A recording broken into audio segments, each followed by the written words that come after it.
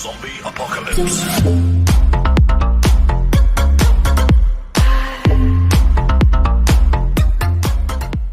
한대수, 아버지, 레이서 핵물리학 공부 중 실종.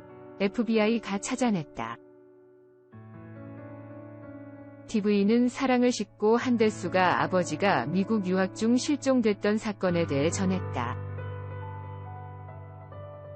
16일 방송된 KBS2TV TV는 사랑을 싣고에서는 포크 대부 한대수가 의뢰인으로 출연해 자신을 음악의 길로 이끈 친구이자 기타 스승님 찾기에 나섰다. 이날 한대수가 찾는 사람은 자신을 음악의 길로 이끈 친구이자 기타 스승님 김영수였다. 그는 김영수는 미국에서 실종된 아버지로 인해 힘들었던 학창시절, 나에게 큰 영향을 미친 스승과 같은 존재였다면서 김영수라는 친구에게 기타를 배웠고 결국 가수가 됐다.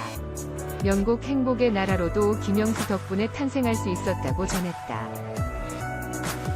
이어 한대수는 지금도 풀리지 않은 아버지의 실종 미스터리에 대해 밝혔다.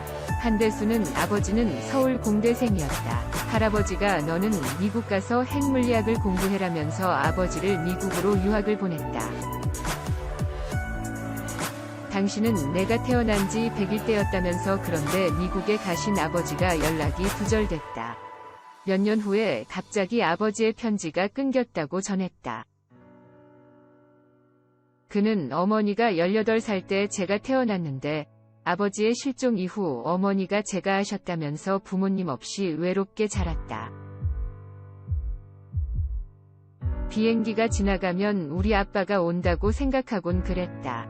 한때는 파일럿이 되고 싶었다고 가슴 아픈 성장기를 보내야 했던 일화를 전했다. 하지만 당시 연세대학교 신학대학장을 지냈던 할아버지는 아버지 찾는 것을 포기하지 않았고 결국 FBI가 아버지를 찾아냈다고. 한대수는 당시 아버지는 한국말을 모두 잊어버리고 핵물리학과 관련이 없는 인쇄업에 종사하고 있었다고 전했다. 한대수는 아버지의 핵물리학 공부와 실종 간 연관이 있지 않을까 한다며 조심스럽게 의견을 밝혀 지금도 풀리지 않는 미스터리의 진실에 궁금증을 불러일으켰다. 이후 실종된 아버지와 오랜만에 다시 만나 함께 살게 된 한대수는 미국인 새엄마로부터 냉대를 받으며 힘든 시간을 보냈다고. 한대수는 고2 때 아버지와 살고 싶어서 미국으로 갔는데 미국인 새엄마가 문제였다. 제대로 따뜻한 밥 얻어먹기도 힘들었고 구박을 당했다. 많이 외롭고 고독했다고 고백했다. 그런 한대수에게 유일한 위안이자 돌파구가 되어준 것은 기타였다. 당시 다락방에서 한대수가 만든 노래들은 이후 암울한 시대에 고뇌하는 청춘들에게 등불 같은 노래가 되었다. 한대수는 미국에서 실종됐다 다시 찾은 아버지와 18살에 자신을 낳고 제가한 친어머니의 재회를 50년 만에 성사시킨 적이 있다고. 그는 자신의 콘서트장에서 온 가족이 함께 모인 그때의 1분 2 최고의 추억으로 남았다고 말해 뭉클함을 안겼다. 이후 제작진은 김영수 찾기에 나섰고 한대수는 32년 만에 자신을 음악의 길로 이끈 친구이자 기타 스승인 김영수와 재회했다. 두 사람은 너무 오랜만에 만난다. 눈물 난다면서 17살 소년으로 다시 돌아간 듯 기뻐했다. 한대수는 너 때문에 내 인생이 바뀌었다. 나의 기타 선생님이라며 반갑게 친구를 끌어안았다. 또한 한대수는 김영수에게 나의 선생님이라는 글귀가 적힌 기타를 선물하며 우정을 나눴다. 한대수 아버지 누구? 재혼 아내 누드 사진 음반 재킷 장식. 한대수 아버지 어머니 순탄치 않았던 삶 고백. 한대수가 자신의 인생에 결정적인 영향을 준 인물을 만났다. 한대수는 16일 방송된 KBS TV는 사랑을 싣고에 출연해 기타를 알려준 고등학교 동창 김영수를 찾아 나섰다.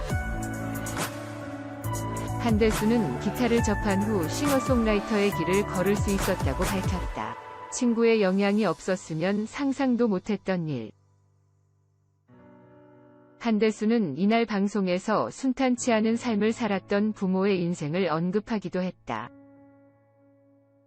한대수 아버지는 그가 100일 무렵 미국 유학길을 올랐으나 행방불명, 17년 만에 극적으로 찾았지만 한국말을 거의 잊은 채 미국인 여성과 가정을 차렸던 것으로 알려졌다. 앞서 그는 첫 번째 부인과 이혼 후 22살 연하의 러시아 출신 아내와 만나 늦둥이 둘째 딸을 얻었다.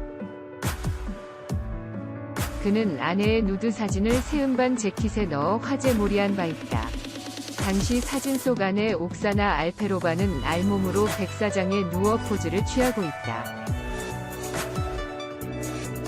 그는 아내가 외국인이어서 노출에 대한 부담도 안 가졌다. 속초에서 촬영했는데 우린 팀워크가 잘 맞았다. 고 전했다. 그는 여자의 아름다움은 하늘의 선물이다. 아름다움은 전쟁보다 강하다. 전쟁을 막는 길은 누드이다.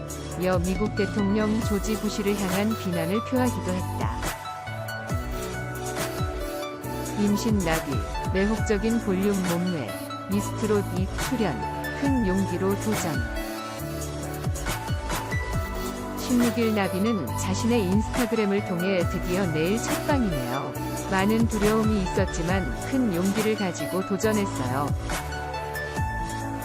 아직 많이 부족하더라도 예쁘게 봐주시고 응원해주세요라는 글과 함께 여러 장의 사진을 게재했다. 공개된 사진 속 나비는 가슴 라인이 드러나는 빨간색 드레스를 입고 포즈를 취하고 있다.